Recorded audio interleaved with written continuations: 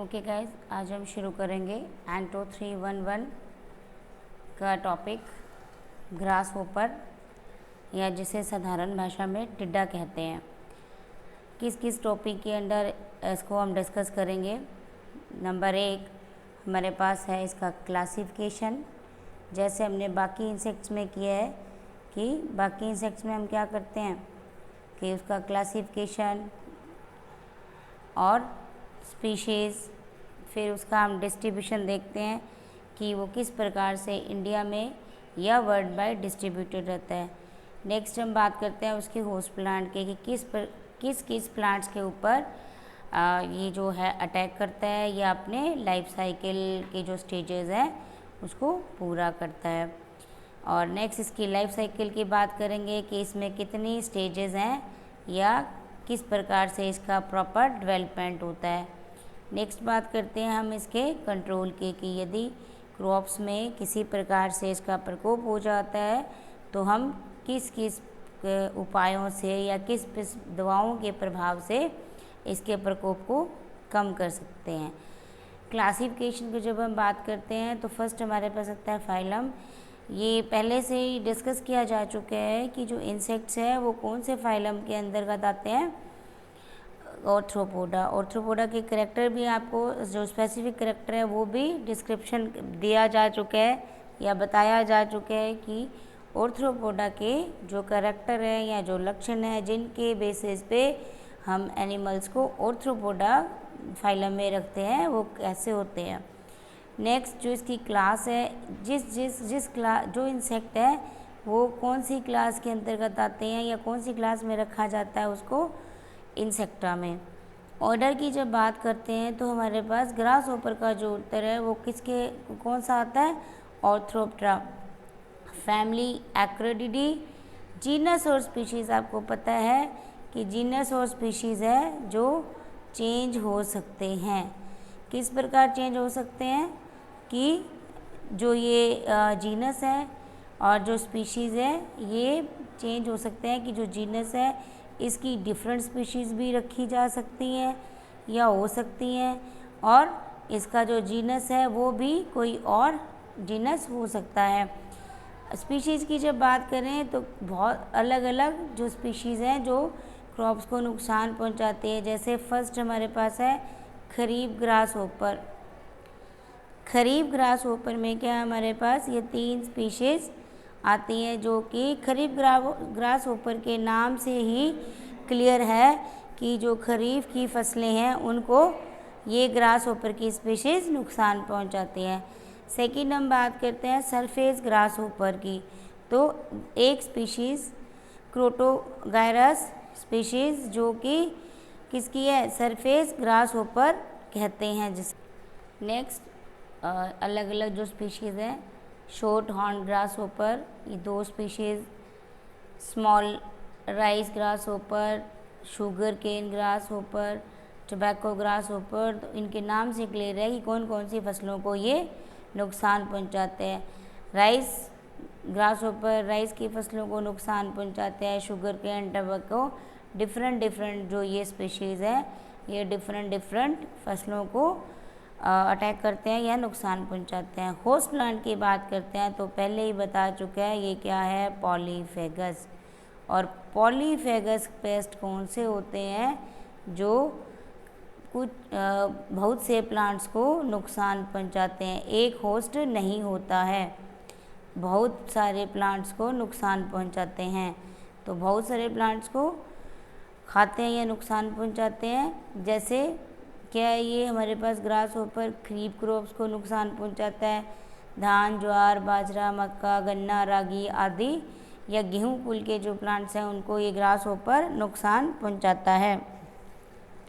Distribution की बात करते हैं तो डिस्ट्रीब्यूशन पूरे भारतवर्ष में सभी स्टेट्स में या सभी राज्यों में सभी प्रदेशों में पाया जाता है। और जब इसके डिस्ट्रीब्यूशन की वर्ल्ड वाइड लेवल पे बात करते हैं तो Burma, Malaysia, Thailand, Vietnam, Sri Lanka, Pakistan, हवाई द्वीपों में इसका वितरण पाया जाता है।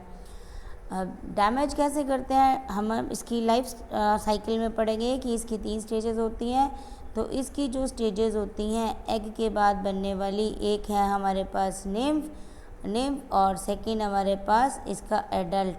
तो ये निम्फ और जो एडल्ट है ये दोनों ही फसलों को नुकसान पहुंचाते हैं। किस प्रकार से नुकसान पहुंचाते हैं? ये लीव्स को कुतर कुतर कर खाते हैं, या जो उनके स्टेम हैं उनको भी ये खाते हैं। कब दिखाई देने शुरू होते हैं ये इंसेक्ट्स? रेनी सीजन जब शुरू होता है, जब बरसात का मौसम शुरू होता है तो ये खेतों में पहुंच जाते हैं और प्लांट्स पर अपने लाइफ साइकिल को पूरा करते हैं। अब एडल्ट की जब बात करते हैं तो एडल्ट की अपेक्षा क्या होता है, जो निम्फ होता है या जो उसका शिशु होता है वो क्या करता है, अधिक खतरनाक होता है या अधिक नुकसान करता है। जो शिशु होता है वो अधिक नुकसान करता है, क्योंकि जो शिशु अवस्था है वो प्रौढ़ की अपेक्षा अधिक लंबी होती है उसकी शिशु अवस्था। इस कारण जो शिशु है वो अधिक नुकसान पहुंचाता है। कब तक रहता है शिशु अवस्था? जून से लेकर अक्टूबर तक रहते हैं। जून से अक्टूबर तक शिशु अवस्था रहते हैं, और जब इसकी हम लाइफ साइकिल स्टडी करेंगे तो लगभग पूरा साल लगता है इसकी एक पीढ़ी को बनने में। तो निम्फ क्या करता है, जब निम्फ की जब शिशु अवस्था या निम्फ बनता है तो वो क्या करता है, छोटी छोटी लीव्स और स्टेम को काट कर खाते हैं, जिससे क्या होता है, पत्तियों के काटने से या स्टेम के काटने से प्लांट की ग्रोथ कम हो जाती है अथवा रुक जाती है। इनका प्रकोप कब रहता है? सितंबर से लेकर अगस्त और सितंबर के महीनों में इनका प्रकोप अधिक रहता है। अब हम बात करते हैं कि ग्रास होपर की जो लाइफ साइकिल है वो किस तरह की होती है, या उसमें कितनी स्टेजेस पाई जाती हैं जिससे कि ग्रास होपर के एग से लेकर एडल्ट बनता है। 3 स्टेजेज पाई जाती हैं। एक हमारे पास एग, और एग से हमारे पास बनते हैं निम्फ, और निम्फ से हमारे पास बनते हैं इसके अडल्ट या इसके प्रौढ़। तो कितनी स्टेजेस होगी? एक तो हमारे पास एग, दूसरी हमारे पास निम्फ, और तीसरी हमारे पास एडल्ट। तो तीसरी स्टेजेस हमारे पास एडल्ट की बन गई। अब फर्स्ट जो स्टेज है वो है एग। एग कब दिए जाते हैं, या एग स्टेज कब स्टार्ट होती है? सितंबर लास्ट या अक्टूबर के शुरू में कॉपुलेशन की प्रक्रिया होती है या मैथुन की प्रक्रिया होती है, और यह जो अवस्था है ये कई घंटों तक बनी रहती है। इंसेक्ट है कॉपुलेशन की स्टेज में लगातार कई घंटों तक बने रहते हैं, और कॉपुलेशन का जो प्रोसेस है वो एक दिन में कई बार दोहराया जाता है या कई बार मैथुन की क्रिया को किया जाता है। तो इसके बाद क्या होता है, जो कॉपुलेशन की क्रिया है, कॉपुलेशन की क्रिया के बाद जो मेल इंसेक्ट है वो क्या हो जाता है, मर जाता है, और उसके बाद जो फीमेल है वो अंडरोपक को नीचे की तरफ ज़मीन पर रगड़ते हुए, ये सपोज हमारे पास धरातल है या ज़मीन है, तो जो मेल इंसेक्ट है, आपको लोकस्ट में भी देखा था कि उसकी एगलिंग क्या होती है, उसकी जो अंडरोपक है वो इस प्रकार के ज़मीन के अंदर दबाकर एक इस प्रकार से ही उसके अंदर अंडरोपण किया जाता है, एगलिंग कहते हैं। इसी प्रकार क्या होता है, इस धरातल पर इंसेक्ट अपने उदर के पोर्शन को टच करते हुए चलता है, और जब उसे नरम स्थान मिलता है तो वो अपने अंडरोपक को नीचे की तरफ दबाकर ज़मीन के अंदर धंसा देता है, और ज़मीन के अंदर धंसाने के बाद ये एक खड्डे नुमा स्ट्रक्चर या एक खड्डा बन जाता है। इस खड्डे को क्या कहते हैं, इस खड्डे को कहते हैं एग चैम्बर। क्यों? क्योंकि इसके अंदर एग दिए जाते हैं, इसलिए इसको एग चैम्बर कहते हैं। तो ये जो अंडरोपक है, अंडरोपक को द्वारा इस स्थान पर या इस खड्डे के अंदर पहले एक झागनुमा द्रव छोड़ते हैं, झागनुमा द्रव को एक लेयर बन जाती है, फिर उसके ऊपर इस प्रकार अंडों को दिया जाता है, और उसके बाद पुनः या दोबारा उसके ऊपर इस प्रकार एक झागनुमा द्रव को छोड़ दिया जाता है। तो ये जो झागनुमा द्रव छोड़ा जाता है ये सूखने के बाद किससे होता है, कठोर होकर सीमेंट की तरह काम करता है, जिससे क्या होता है, ये जो इस एग चैम्बर के अंदर पड़े हुए जो एग हैं वो सुरक्षित रहते हैं। और इसको क्या कहते हैं, ये तो हमारे पास एक चैम्बर हो गया जो खड्डा बन गया, और ये झागदार द्रव्य है जो सूखकर सीमेंट की तरह काम करते हैं, इसे एग पोड कहते हैं या अंडपिंड कहते हैं। अब एक फीमेल की पूरी लाइफ में क्या होता है, 15 से 20 एग पोड होते हैं, 15 से 20 एग पोड होते हैं, 15 से 20 एग पोड पूरी लाइफ में होते हैं। और इनके जो एग हैं वो हल्के पीले रंग के होते हैं, और जब ये पक जाते हैं लगभग 9th मंथ या 9 महीनों के बाद ये पककर भूरे रंग के हो जाते हैं। अब 9th मंथ कैसे होता है, देखो जब एग दिए जाते हैं वो सितंबर या अक्टूबर में दिए जाते हैं। सितंबर अक्टूबर में एग देने के बाद ये जो एग है सितंबर अक्टूबर से लेकर पूरे के पूरे अगली गर्मी पूरी और एक पूरी सर्दी उसी स्थान पर उसी अवस्था में ही रहते हैं, एग पोड में ही रहते हैं। और अगले साल जब बारिश होती है या मानसून की पहली बरसात होती है जून जुलाई में, तब ये फूट कर इनसे निम्फ बाहर आते हैं। तो लगभग क्या है 9 महीनों के बाद एग या जो अंडे हैं वो पकते हैं।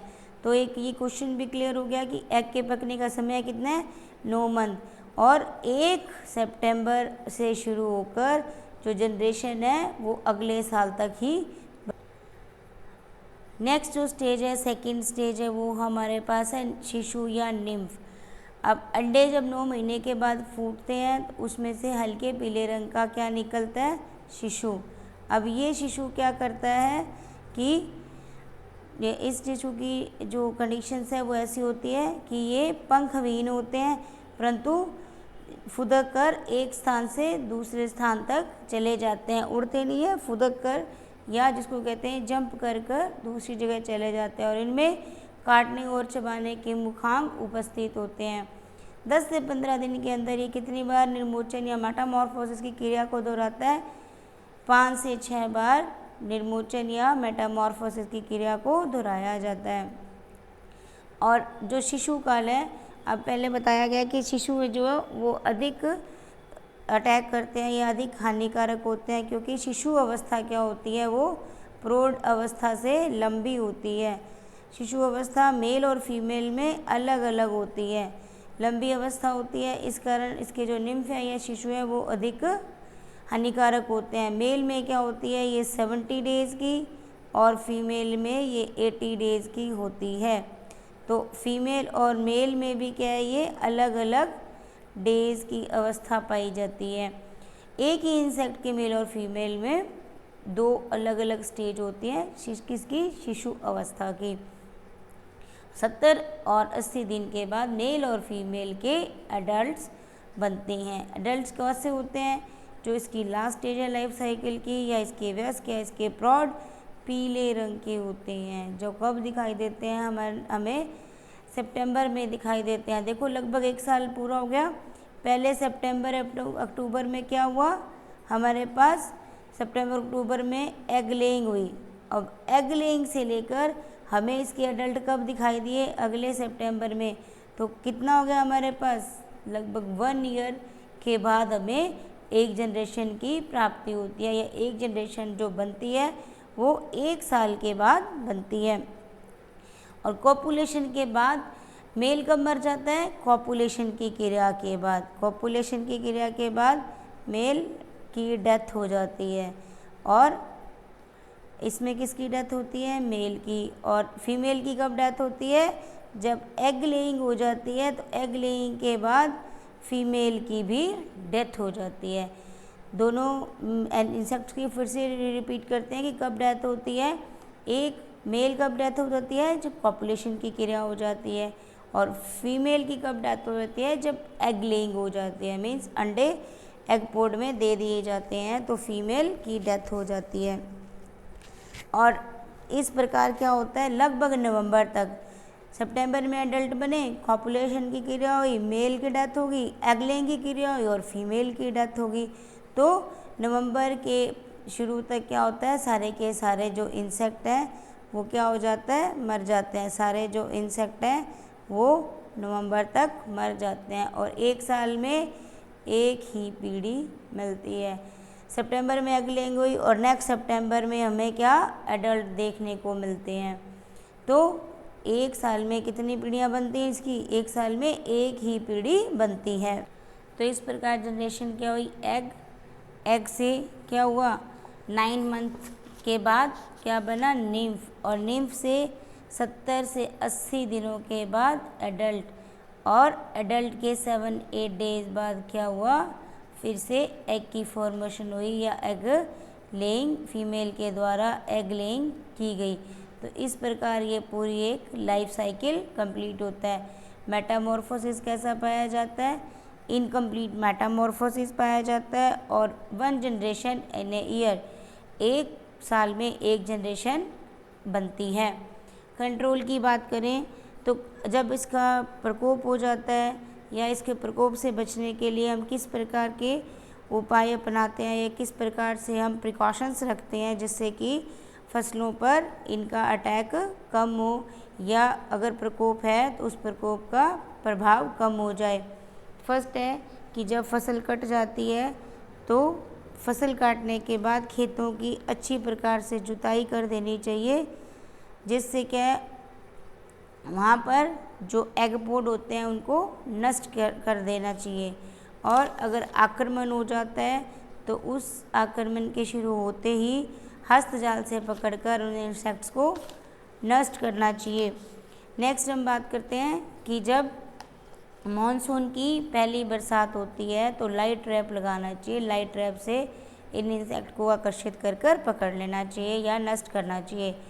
तो कुछ दवाएं भी हैं जिनके उपयोग से हम इनका प्रकोप को कम कर सकते हैं, जैसे कार्बारिल 5%, धूल 25 किलोग्राम, ये पर हेक्टर के हिसाब से बुरकना चाहिए या उसके ऊपर डालना चाहिए।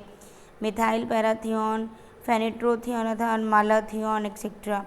तो इस प्रकार ये जो दवाएं हैं इनका ये अधिक प्रकोप होने पर यूज़ कर सकते हैं, और ये प्रकोप के शुरू होने पर भी इन दवाओं का उपयोग करके हम इनको नष्ट कर सकते हैं। या इनके जो प्राकृतिक शत्रु होते हैं, प्राकृतिक शत्रु कौन से, जो इनके अंडों पर परोपजीवी होते हैं उनको, या जैसे बहुत सी चिड़ियाँ, कौवा, मैना जो इनके शिशु तथा प्रौढ़ को खाती हैं, उनको उस स्थान पर छोड़कर जहाँ पर एग लेइंग हुई होती है या एग पोड होते हैं या इनका जो है इसकी लाइफ साइकिल का स्टार्टअप होता है, वहाँ पर इनके दुश्मनों को या इनसे जो प्राकृतिक शत्रु हैं उनको छोड़कर भी हम इनको कंट्रोल कर सकते हैं। तो इस प्रकार ये हमारे पास पूरे हो गए। और अब हम नेक्स्ट करेंगे कौन से, insect pest of rice and there management. Next video में हम करेंगे राइस के जो पेस्ट हैं और उसका मैनेजमेंट किस प्रकार कर सकते हैं।